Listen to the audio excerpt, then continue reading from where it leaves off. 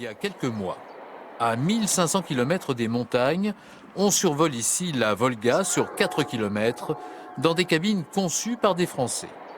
Touristes et passagers locaux sont plutôt favorablement impressionnés par ce transport inattendu.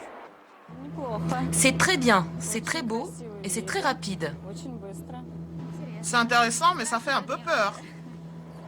2 ans de travaux ont été nécessaires et déjà des dizaines de milliers d'usagers.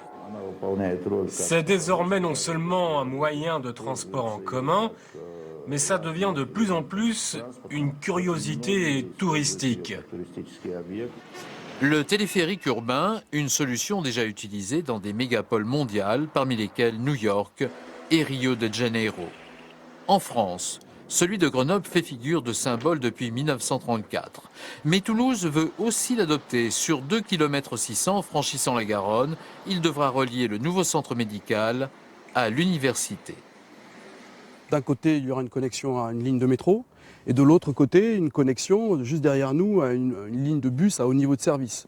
Et donc le trafic estimé à la mise en service est de l'ordre de 7000 passagers jour, donc avec un coût d'exploitation qui se situe entre le tramway et le métro.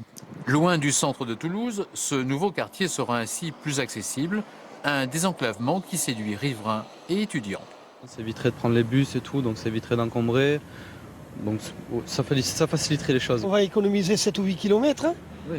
C'est pratique, hein, et puis c'est joli en plus, ça va faire quelque chose de bien dans la ville. Plus écologique, électrique, sans pollution, remplaçant des milliers de voitures, d'autres villes comme Brest sont séduites, ou encore en région parisienne, le secteur de Créteil. Moins cher à installer, le téléphérique urbain pourrait être une véritable alternative aux autres modes de transport.